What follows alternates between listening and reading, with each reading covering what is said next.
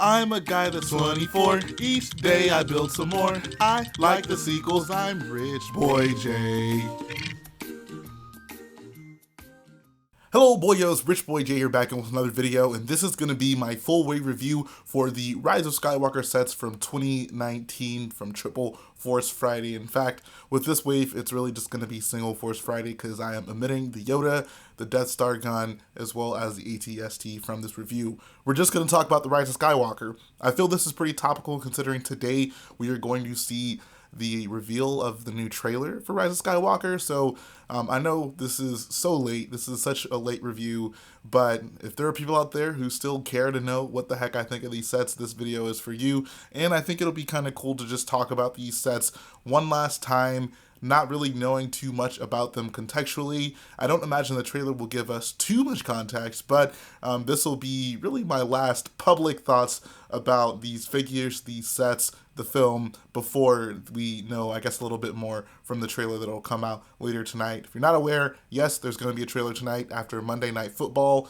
so, I don't know, stay tuned for that. Should be exciting. I'm definitely looking forward to it. So let's go ahead and start. We're going to go from smallest to largest. I'll include timestamps for when the set reviews begin, so you can skip ahead if you want to see a particular set reviewed. And then at the end, I'll give my final collective thoughts. Alright, we're going to kick things off with the 75248 Resistance A-Wing Starfighter. The set retails for $29.99 US and comes with two minifigures. We got Snap Wexley and Lieutenant Kadale Connix. Snap Wexley was in The Force Awakens, so it's nice to see his character make a return in this film. He originally came in the, I guess, microfighter for the Resistance X-Wing Starfighter, which was kind of cool because at the time it was just another unique pilot to get with a unique helmet, so I appreciated that. This figure is actually slightly different than that one. If I take off the helmet, the face print is actually a little bit different, I believe, and I'll go ahead and pull up a picture of the original one right next to it so you can see it is slightly different, so that is a unique snap to this figure.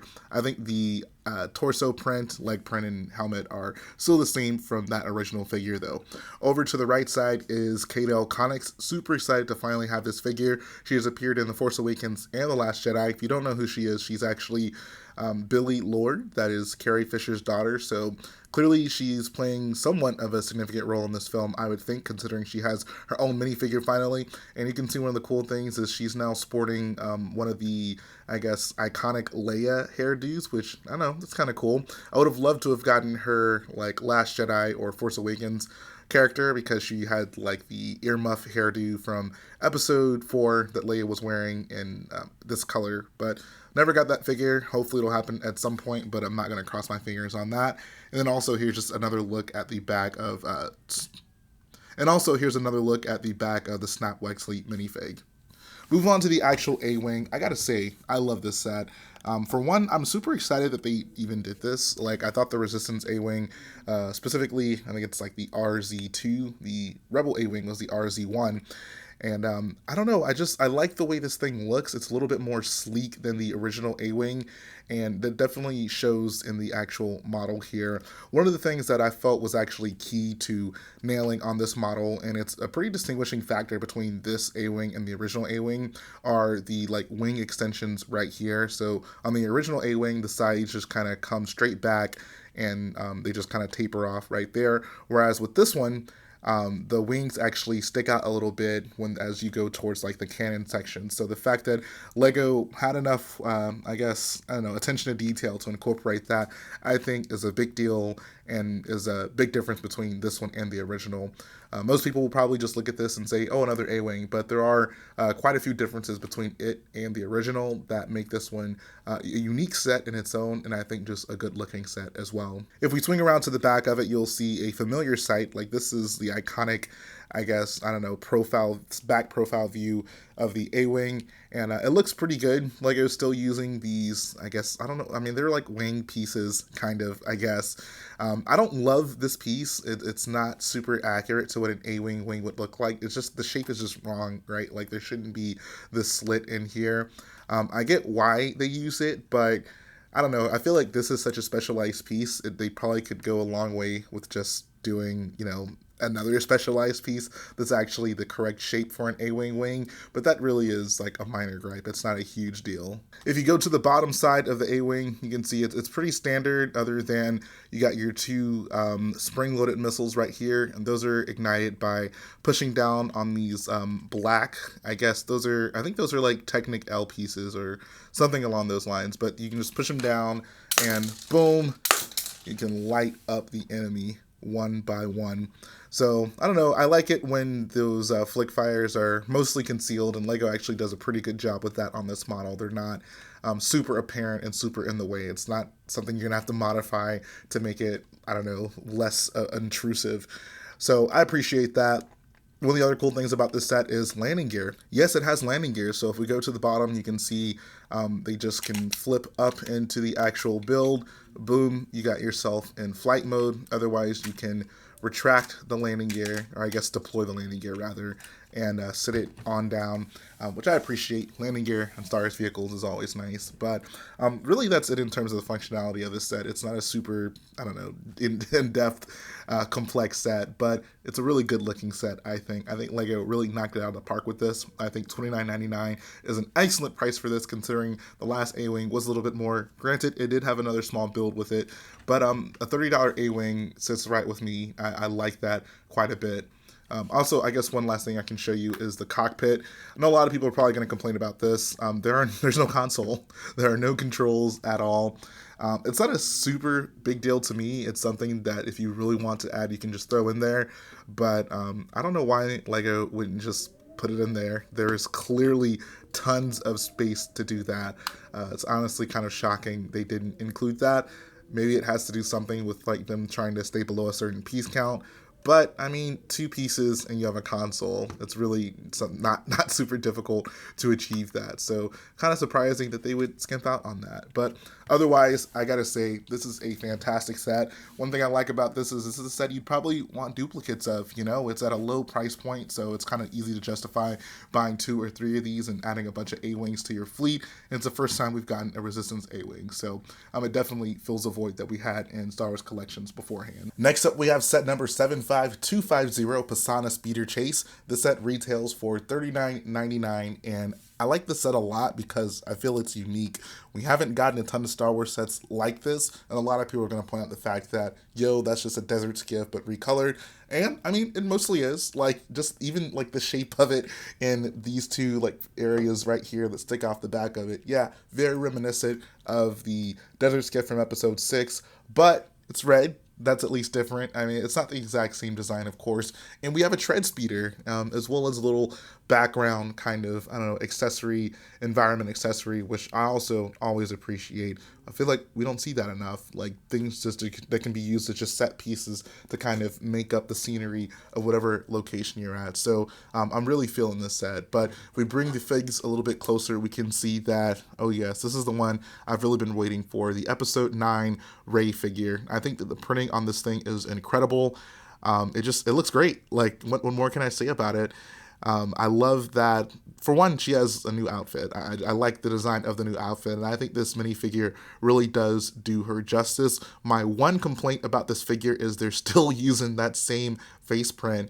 I mean, it's not a bad face print. It works, but you would think that she could get, I don't know, more than one face print. Like, Rey has many emotions that we see in the films, yet we still can only depict her using the double-sided face that she's come with literally since the very first Force Awakens set. So it would be nice to see, I don't know, a little bit more variety there.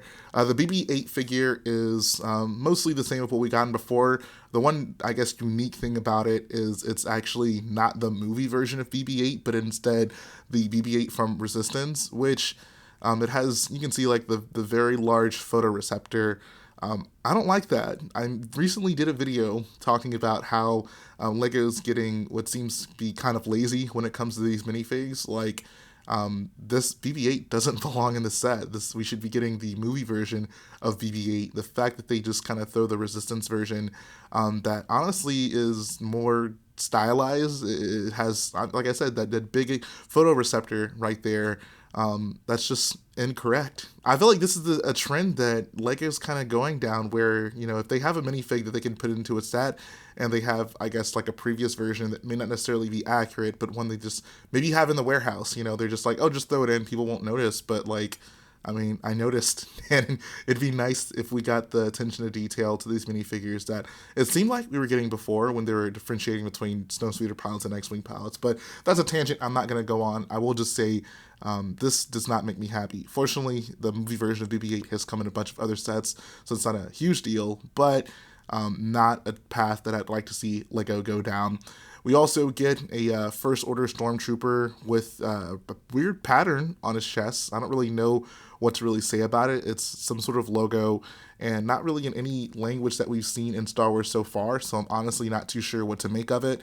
But this is what makes this figure unique, as well as I think the legs have a little bit more armor, so the print is different on that as well.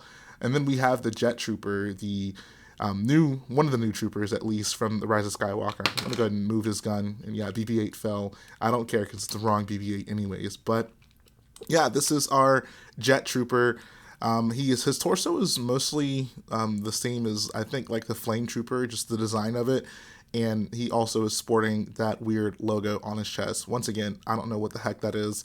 I don't know if it's something that's even going to be significant in the film. It might just be a thing that's just kind of there that the visual dictionary might elaborate on. But something to take note of, that the First Order, I don't know, they're changing up the armor at least a little bit. So that's something. And then he, of course, has a jetpack with that same logo on it. I didn't even notice that. I think, yeah, right there, there's the logo. And then, hold on, let me flip them over, boom, same logo on the back on there. So the fact that it's even bigger there, I don't know, maybe it is going to be something significant. I literally have no idea. I can literally be just rambling on about this logo that isn't going to be significant at all, but it's something I noticed. So that's a thing.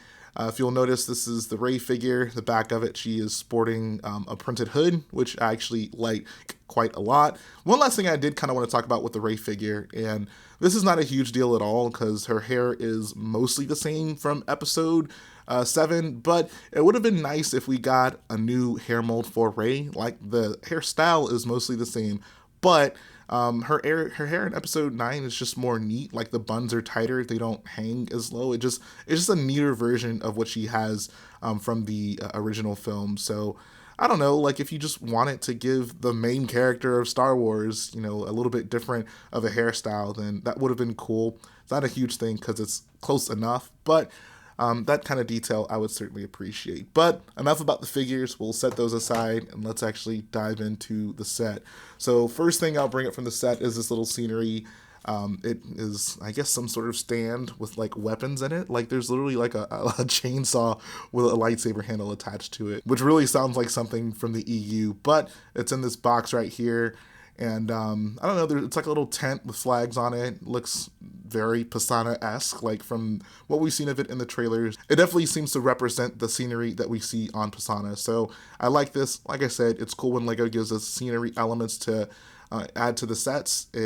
I don't know, just gives us something that's not a vehicle, for one. And also, if you're building some sort of diorama or mock, like, this can go a long way, I think. So if we'll go ahead and set this bad boy right here aside, we can talk about the Tread Speeder. And I really don't know what to make of just the design of it. Like, I imagine it just like treads through the sand, right? Like that's kind of what it does. As for how practical it might be, I don't know. Like, when you have a scene with a jetpack trooper, what is the use of this thing? But I'm not gonna let that detract from the fact that this is actually pretty freaking cool. I mean, we have vehicles in Star Wars that have treads on it. This is unprecedented or anything. It's just kind of weird that it's in this scene with a bunch of other flying vehicles. But it looks cool. I like it a lot. One, I think, interesting thing about it is just the color. The fact that they've incorporated a lot of sand blue into it. Typically, we'd associate that with the Empire. I mean, this really does look like an Imperial vehicle. But it's clearly a First Order vehicle since it's in this set. So, I don't know. The colors are just kind of interesting, I think. And I think the design of the vehicle is great. Like, Lego did a pretty good job. Like, this is something fun. It has the tread. That's the main feature of this. It works. You can roll it around, and I don't know, if you play with your Lego sets, this is something you can play with. So I like it quite a bit. Move that aside, we'll talk about the main feature of this set, and that is this Pasaana speeder, aka Red Desert Skiff. And I actually love this thing quite a bit. I think that the sticker details actually look pretty incredible. Like, I love how it's kind of like the paint's chipping off, and I don't know, just looks weathered generally, and it looks pretty good to me. There are a lot of like cool details about this vehicle. For one, I love these like tubes that kind of hang from it. That's always cool to see incorporated into a Lego set. The flag's also a nice touch, and I love this like gunner right here. The fact that they're using those key pieces is like lasers, I actually think goes a long way. It's a relatively new piece, so I appreciate that it's finally making its way into Star Wars. Also, cool usage of a part here in light bluish gray. Previously, I think this was like the canopy piece you'd see on like construction equipment, like a bulldozer might have this over the top of it, but now it's in light gray and on a Star Wars set, so that's kind of cool as well. There's a lot of space on this vehicle, which that might make you think there's probably more characters on it, but from what I've seen, only Rey and BB-8 are on this thing, so you have the option to, there's like a stud right there to set BB-8 on, and of course Rey would be somewhere on it like this, but there's tons of more space, so if you had more characters you want to add to the scene for whatever reason, you have that option, and I like that quite a bit, because skiffs are cool, and we always see a lot of people on skiffs, at least from the original trilogy, so it's kind of a cool thing that you have the ability to just throw a bunch of figures on this thing if you'd like. But that's really all I gotta say about this set. I think it's a cool and unique set, something we don't typically get in Star Wars, and I think that if you're just looking at a bunch of Star Wars sets on shelves, this one's definitely gonna stick out. Next up is set number 75249, the Resistance Y-Wing Starfighter. This is one of the ones that I was really interested in seeing and kind of analyzing, because for the longest time we had no idea what the heck the actual Y-Wing from episode 9 was going to look like. So the Lego set was really all we had to base our knowledge on this of. Since that has changed, I actually recently bought a poster that had the Y-Wing on it, so I can actually pull up a picture of that to kind of compare it to. But I actually really like a lot of the design changes between the original Y-Wing and this one, so definitely going to get into that. But before we talk about that, let's talk about the minifigures. This is definitely one of the sets from this wave that I think has the best minifigures, and we're going to start off with the Poe Dameron. I love this figure. This might be my favorite figure from this wave. I think that the character updates to all the main characters from the sequels look incredible, like Rey, Poe, and Finn I think just look fantastic in this film, and the minifigures for those guys just so do them justice. Like, I love this Poe minifig so much. You can see the scarf kind of wrapped around the back and coming around the front. I like that look on Poe. Looks really good. Same head and hair piece I think that we've gotten from the original Poe, so nothing too noteworthy there, but he does have some custom leg printing with like some sort of holster going across his legs, so I appreciate that quite a bit. Next figure is Zori Bliss, character we don't really know too much about. She's new to this film and apparently a bounty hunter of some sort, so I'm very interested in seeing what kind of role she's going to have in the film. I think that the character design looks really good. The helmet specifically is obviously a completely new mold, new design, and it looks pretty good on the minifigure. I love that she's dual-wielding pistols, gives me kind of like Jango Fett vibes, and I don't know, just overall a nice looking character. In the middle we have Dio, who is the new droid, and it's just cute. It's a small little just single mold thing, and it's a funny looking droid in real life. Literally just looks like I don't know, a cone on a tire, but it's cute. I'll definitely say that about Dio. So if we go over to the right side, there's another droid. It is a teal Astro droid, specifically an R5 unit due to the head design. There's not a name of this droid that I've seen so far, like even on the box, it just says Astromech droid, which is kind of weird. Usually they'll at least name the droid, so this is, I don't know, like an older series droid at this time, so it'll be interested in seeing what kind of role it plays in the film. Like, obviously, I feel like the standard Astro droid for the sequel time period is like the BB series, right? And then, of course, there's Dio, and he kind of fits somewhere in that. And then there's this thing. There's an old R5 droid, or a new old R5 droid that we're going to be getting in this film. So it'll be cool to see what that figure does. And then there is a snow trooper with a cape. I love it. It looks awesome. It's a snowtrooper with a cape. I love the character design on this thing. I think that the technical term for this is an elite snowtrooper, so we'll see what kind of role he has in the film. But I don't know, like I already like the look of the snowtrooper, and adding a cape to it looks even cooler. So totally down with whatever he might be doing in the film. Moving that aside, let's talk about this Y-wing. This is a set that I feel kind of got a lot of criticism from once we learned what it was going to be and what it would look like. People said, "Oh, it's another remake. Why do we keep getting remakes? Remakes are awful," except when it's a Republic gunship. But yeah, so this is not a remake. This is the first Resistance A-Wing that we've gotten, so it's kind of unfair to say that. And Lego just works with what they're given. Like, there's a Resistance Y-Wing in the film. Lego's probably going to make it. I think the design of this thing is actually quite good. Specifically the cockpit. Like, it's a lot more sleek and slim than what we've come to expect from the original trilogy Y-Wing, so I like that quite a bit. I think the color scheme also looks really good. Red and white. The stickers on the engines are pretty sweet as well. Get a closer look at those. I think it's the same sticker on both sides. One of the things I felt that really stuck out about this was the replacement for the hemisphere here. Instead, they've gone with like the big wheel piece, and there's like a flipped boat stud sitting in there. And I'm not sure that works for me. Like, I get what they were going for on the actual design of the Y-Wing. It's still like a hemisphere. It's still round at the top, but there's like holes in it. So I guess they tried to reproduce that by putting this wheel in there so you can see like there's like holes that kind of poke through it. So I get what they were going for there, but I just don't think it really works for this model. I think ideally they could have just done like the hemisphere piece on it and then put like a sticker on it, or even printed it. That would have been incredible, because who wants to put a sticker on a round spherical piece? But I think that would have gone a long way in just better representing what that's supposed to be. This just, I don't know, it doesn't look correct to me. Moving on to the back side of this thing, I think that the back side of the engines look really good. I love that they're using these, I guess they're like curved. It's not a curved slope. It's more of like an arch piece right here. There's 4 of them that kind of go around. And then there's the purple engines, or the glow of the engines that kind of come through there. So that is very aesthetically pleasing. There's also landing gear. Landing gear is always a positive. You can see one of the bombs accidentally deployed. We can talk about that in a little bit, but yeah, more landing gear. Landing gear is always a positive thing, makes it a lot easier to display your ships, so that's nice. But this is actually something I want to talk about. I'm honestly shocked that like this is the landing gear solution they came up with, because these landing gears don't work very well.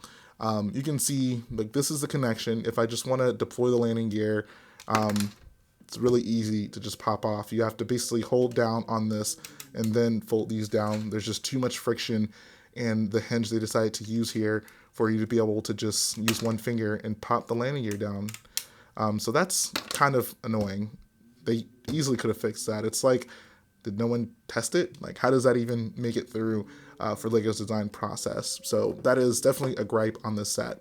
Moving on, there is, like I mentioned earlier, the bomb deployment feature. So it's the same from the Rogue One Y-Wing. So you just load the bombs in through the top. I actually deploy the 2 that are in there, so you can see that they deploy. It works well.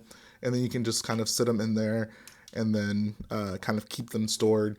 You do have to really like be careful about trying to keep 3 of them stored. It's not easy or convenient. You kind of have to put 2 in and then just ever so slightly rotate both of them almost to the bottom, and then try to get the 3rd one to sit in there. So you're better off just keeping 2 in there at any given time. One thing I really wanted to talk about is the design of just the top of this vehicle. I love these curved tiles that kind of go through. I don't know, it just looks so nice to me. Like, I love that so much about this vehicle. Whenever we first saw photos of this thing, that was one of the first things I noticed, and I think that's going to be one of the defining characteristics of the Resistance Y-Wing. The fact that, I don't know, the top of it just, I don't know, looks more sleek, round, curved, less rugged, more smooth, I guess you can describe it as. There is a cannon right here on the top, rotates around. Not very well, as you can see, because it pops off. That's like a recurring feature with this set. Things just aren't bolted down quite enough, apparently. But it works most of the time, I guess. I don't know, maybe it doesn't. I thought it did. I guess there's just a lot of friction on this thing, so if you try to just rotate it, it's going to come off. Too much friction on this set. That's the theme for this set. Finally, this is the cockpit. Hey, look, there's actually a control panel. Shout out to Lego for putting in a control panel so we can get our girl Zori Bliss. Let's pop off her weapons. And she can be chilling in the front seat of the Y-Wing. And, oh God, that was awful. Let's try that again. There you go, Zori. Boom. She's chilling in there. Does it not? Yeah, it goes down. Okay, that's weird. It doesn't go down all the way. Man, I really liked this set before this review. Now I'm realizing all types of bad stuff about it. That being said, though, I do actually still really like this set. Other than all the stuff that keeps falling off of it, I think that the design looks great. The bomb mechanism is a winner. Lego can keep throwing that in every Y-Wing they make. It'll be a really good play feature, and the set just looks really good. Like, I love the way this set looks. It is a disservice to the set to simply call it a remake. It's not that. It is very different than any Y-Wing we've gotten, just design-wise. Like, they're honestly, just looking at it, aren't a ton of design cues that they took from the previous Y-Wings, so I really appreciate that, and I think this is a great set. Definitely, probably top 3 out of this wave for me. All right, now we're going to talk about set number 75256, Kylo Ren's Shuttle. This is the set that I was most excited for coming into this wave, and I will say for the most part, it did not disappoint. This is a set that, if there's anyone you want to call a remake in this wave, I guess it would be this one. It is a direct, like, representation of another set that we've gotten, but it is a remake we needed. The original one, colors were wrong, wing mechanism was wrong, pretty important things on that vehicle were wrong, so it's nice to see Lego go back to the drawing board, actually have correct reference material, and get this thing right this time. So first, we're going to take a look at the minifigs in this set. This set, I think, easily has the best group of minifigs out of any set in this wave, and I love that. Like, Supreme Leader Kylo Ren looks incredible. The helmet with the red, I don't know, Sith glue, bad guy glue looks incredible. Under his helmet, he has his screamy, scarred face. Doesn't come with a hairpiece, though, so kind of interesting they do that. But it's a good-looking figure. What more can I say about it? I think that the torso and legs are the same from his Last Jedi character design. And one interesting thing to note is Lego went back to the hard capes. It's not that cloth cape that we had been getting for a pretty long time recently. I literally have no idea why they went back to that. I don't like that they went back to it, but it's a thing, and I guess we're just going to have to get used to it, or re-used to it. The Sith Trooper is also a great figure. This is definitely, I think, top 3 in this wave as well. It's just cool. It's a red First Order Stormtrooper, like the print's different than the standard Stormtrooper. It is just a very cool looking troop, so not much more to say about it. The gun is kind of cool too. It has the red lightsaber hilt on it, which is nice. I mean, they could have just given him the standard gun, but from what I've seen, Sith Troopers have a little bit like of red accents on the gun, so it's kind of cool to see that represented with the lightsaber hilt on there. Over on the other side, we have Governor Pride. It's a new character, new First Order officer of some sort, and he looks pretty cool. He looks angry, looks like a First Order officer. He's sporting that Grand Moff Tarkin hairpiece, so I don't know. We'll see what kind of role his character plays in the film. Over in the back, we have some figures that were definitely anticipated. Those are the Knights of Ren, so we have 2 of them. They both look awesome. They're really cool, just unique, very detailed characters, like going from the torso all the way down to the leg prints on both of them. They both just look really good. This one on this side is kind of cool too. It's sporting the new hood piece, which I actually love. The fact that they don't have that piece that like bridges the neck right there on the hood, I think, for one, it just makes sense. It never made sense that that's like how the hood looked from the beginning.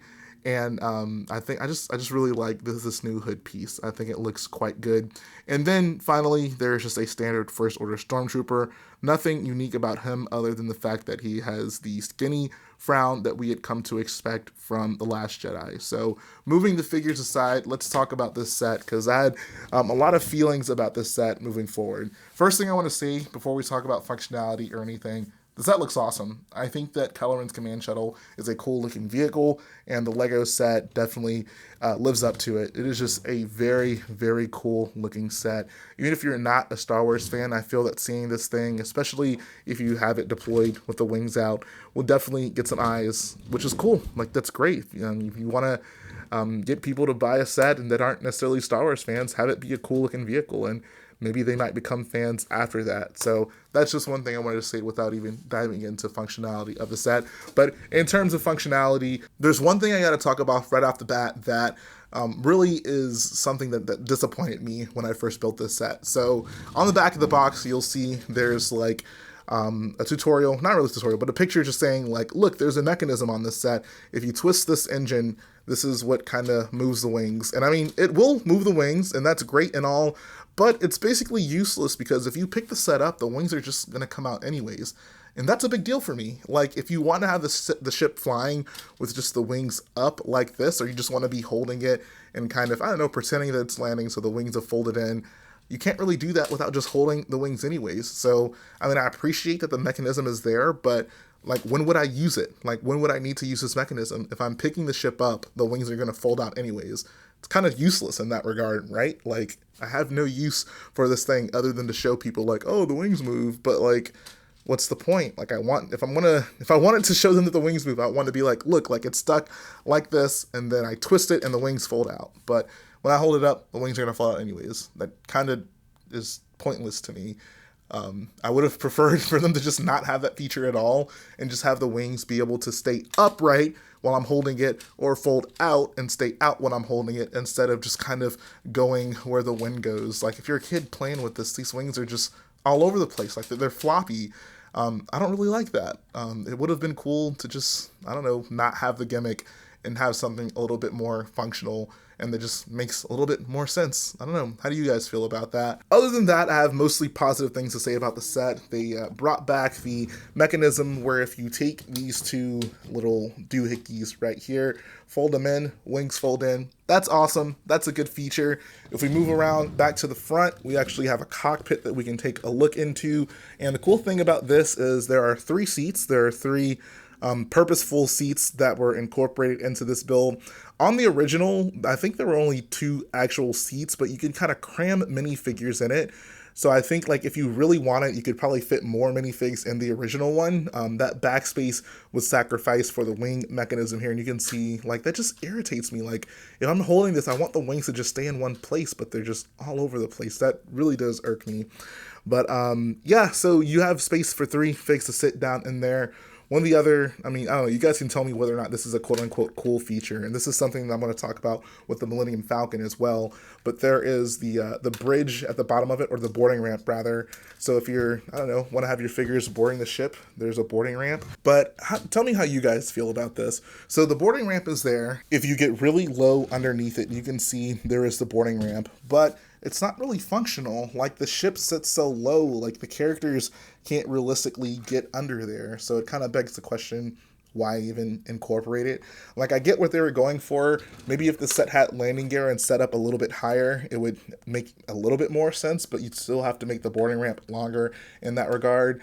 I just, when it comes to features like that, where it's something like, yeah, it should be there, so we're going to incorporate it, but it's basically useless because of just how we've designed the rest of the set, it really just does make me wonder, like, why incorporate a play feature that you really can't even realistically use and even play use? Like, if I was just playing with my figures and I was like, oh yeah, this guy's gonna board the thing, like, I couldn't even, like, push it up in there if I really wanted, you know? It's just, doesn't really seem like something that was worth incorporating into the set. But really, that's all I got to say about the Kylo Ren Shuttle. It's a good looking set, like, it's a great looking set. Out of all these sets, this one is easily the most aesthetically pleasing, so if you don't really care about the play features, I think this is definitely the best set out of this wave. But if you care about the play features, specifically that wing mechanism, I really think that it's just not what I would have wanted from this set. Like, it's cool that the wings do fold out, I'll give them credit for that, but the mechanism is pretty useless, I think. Final set we're going to take a look at today is set number 75257, Millennium Falcon, retailed for $159.99 US and has 1,351 pieces.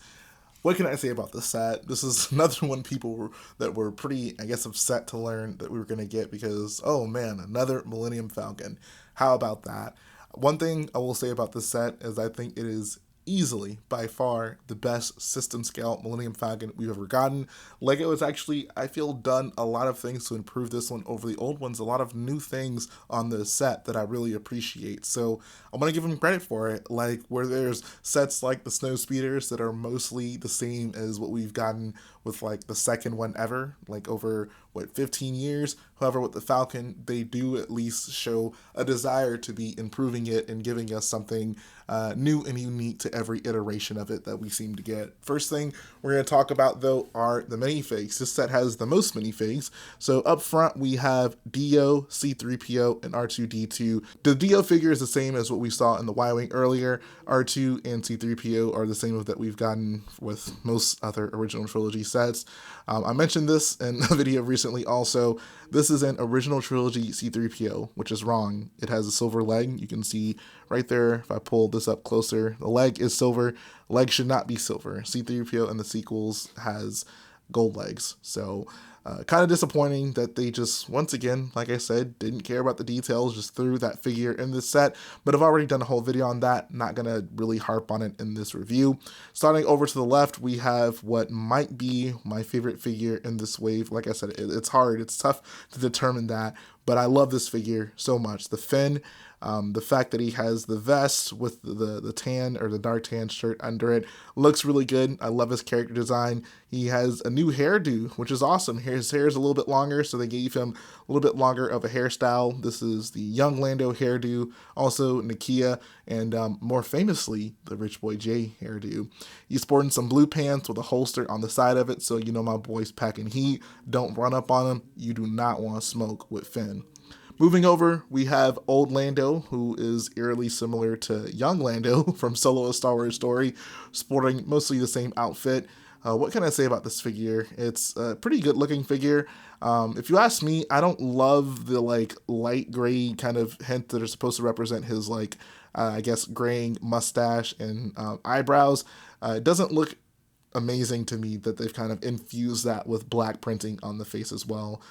I don't really know what they could have done to make it better. Maybe just give him just straight up all gray eyebrows and mustache, but then like his hair's black, so how do you do that? I don't know. It looks kind of weird to me. I don't know. It doesn't really work. Chewbacca is mostly, I mean, it's the exact same Chewbacca we've gotten for years now. It's still that same newish mold. It's not really new anymore, but looks good. Comes with the bowcaster with the stud shooter on it. And then, of course, we have Boolio. Everyone knows Boolio. How did you not know about Boolio? It's a new alien from Star Wars Episode 9. I literally have no idea what the heck he's going to be doing in the film. Like, if you look at all these figures, you know, these are, like, classic Star Wars characters with a new droid, still looks very Star Warsy, and then there's just Boolio. Like, I don't know, it's kind of funny seeing him lined up with everyone else. But I guess I can give you a view of the back printing on these new figures. I don't know. Let me actually see. I actually don't know if Lando has back printing. Oh, yeah, he does. Yeah, there you go. Boom. Back printing. And then there is Boolio's back printing. So we can move the figures to the side and talk about the Falcon. I know you guys are super hype about another Millennium Falcon. So because we've gotten so many of these, I'm not really going to focus on the things that we've seen, you know, a million times on Millennium Falcons, but I'm really going to try to highlight the unique things about this one as compared to old Falcons. So right off the gate, this isn't really a new feature to Falcons, but it's a new feature to recent Falcons. It has the circular dish. Circular dish is back. Square one fell off in The Last Jedi, so it's a circle now. Not really sure what to make of that. I don't even know if it'll be referenced in the film, but the Millennium Falcon is going to look very much so more like we saw it in the original trilogy, so that's kind of cool, I guess. Moving around to the back, I think there's actually a really cool design feature they incorporated. I mean, it's not a design feature, it's just a design. But like, I love these fins that kind of stick out of the back of the hyperdrive section. It looks great. It looks accurate. These are on the actual Millennium Falcon. I love that they finally incorporated this feature. And I think this just best represents the fins in LEGO. One of the things that I'm honestly kind of puzzled they incorporated are these flex tubing pieces. Like, the fins are accurate, the flex tubing pieces are not. I mean, it's cool because it's flex tubing, and flex tubing is always fun in a LEGO set, but I really just don't see the purpose for having these in this set other than just the novelty of, hey, there's flex tubing. Why not just throw it on the back of the Falcon? Who cares? No big deal. There are a lot of cool, just like design changes that you made to this set in general, and the main one is the way that it opens up. So there are these big panels that you can pry open. Previously, there were a bunch of little pizza slices that were this size, but now we got really just 4 main panels, and then the one in the middle on the back, the one in the middle on the front. I like that a lot. It consolidates the panels. You don't have to spend so much time flipping up many panels. Like, it's still 6 panels, so it's not, you know, a small amount of panels, but it's less than what we got before, whereas like this would have been 3 different, these chunks would have been 3 different panels. So I appreciate that. The other cool thing about this is the gaps are removed. People are always complaining about the gaps between the panels on the Millennium Falcon, but this design mostly solves that, which is great, right? Like, it's really just a good looking Millennium Falcon, I'll say. I think out of all the system scale Falcons, this one looks the best by far. One of the things that really meant a lot to me is the fact that they finally got the angles on the mandibles correct. The mandibles are these things right here.